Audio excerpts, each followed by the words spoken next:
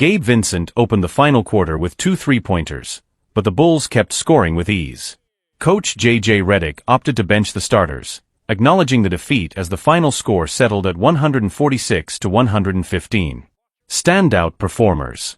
Doncic, 34 points, 8 rebounds, and 6 assists. Reeves, 25 points and 5 assists. LeBron, 17 points, 6 rebounds, 4 assists, and 3 steals. Hayes, 10 points and 4 rebounds. Key takeaways from the game.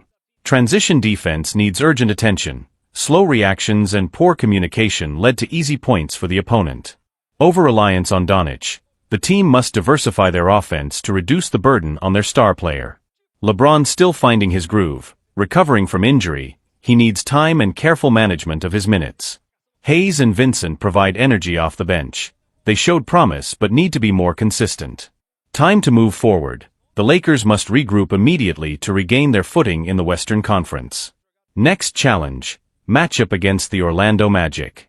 The Lakers will face the Orlando Magic on Monday, making this a pivotal moment for them. They need to focus on defensive adjustments, minimizing turnovers, and regaining their composure to solidify their playoff position. As the Lakers prepare for their upcoming matchup against the Orlando Magic, the fallout from this devastating loss is already reverberating through the organization and fanbase. Questions are being raised about the team's defensive strategy and whether they can turn things around in time for the playoffs. Fans and analysts react. Social media has been buzzing with reactions from fans and analysts alike, many expressing their disappointment in the team's performance. Critiques focus on the Lakers' inability to adapt defensively and their over-reliance on key players like Doncic and LeBron.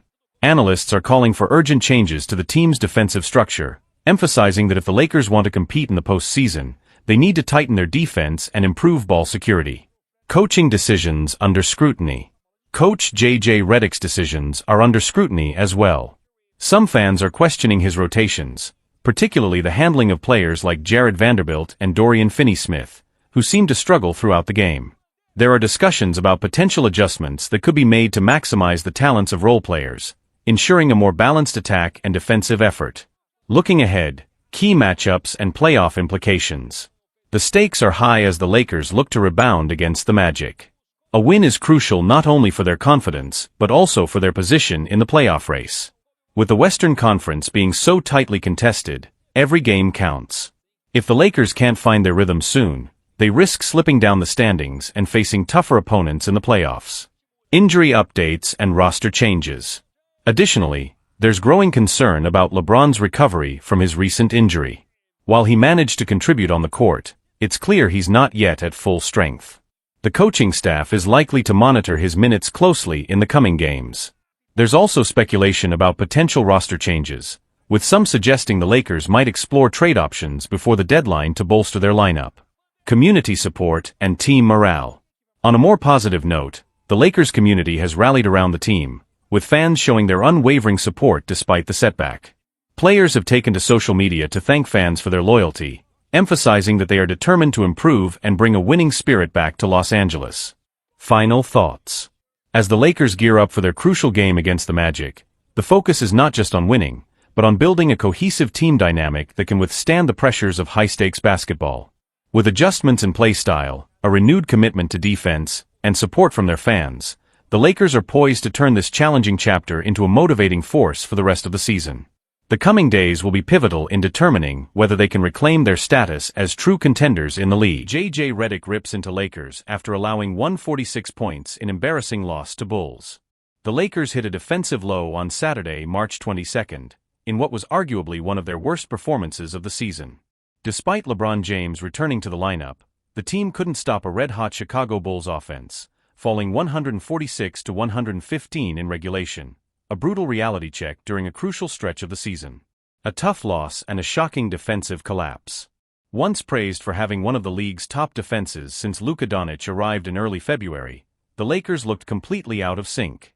Chicago carved them up in every way imaginable, easy buckets in the paint, open threes, and fast break points that highlighted glaring lapses in communication and defensive effort from LA.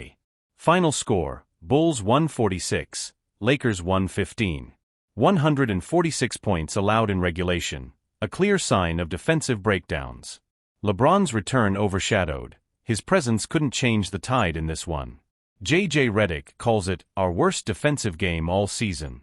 Head coach J.J. Redick didn't sugarcoat things after the game.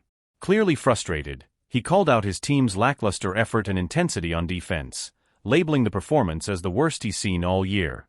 That might be the worst our defense has looked all season, definitely in the last few months. They just moved better than us all night, Redick said post-game. Since Doncic's arrival, Redick had guided the Lakers to elite-level defense. But Saturday's loss exposed cracks that can't be ignored any longer. LeBron steps up and sends a message. While the loss was tough, LeBron James tried to keep the team focused on the bigger picture. After the game, he addressed the locker room, urging everyone to regroup and take control of their destiny before it's too late. They scored in the paint, hit transition shots, knocked down threes, and we let it all happen. We've got 12 games left. We can still avoid the play-in if we handle our business, LeBron said. LeBron knows better than anyone how costly the play-in can be, both physically and mentally, and he's making it clear, the time to lock in is now. Lakers still holding 4th seed. But the pressure is on. The Lakers currently sit in 4th place in the Western Conference, just 3 games ahead of the 7th-place Clippers. With the West packed with contenders and little margin for error, every game from here on out carries weight. Western Conference standings, 4th place. Led over 7th place, 3 games. Play-in risk, very real if the slide continues. What's next for the Lakers?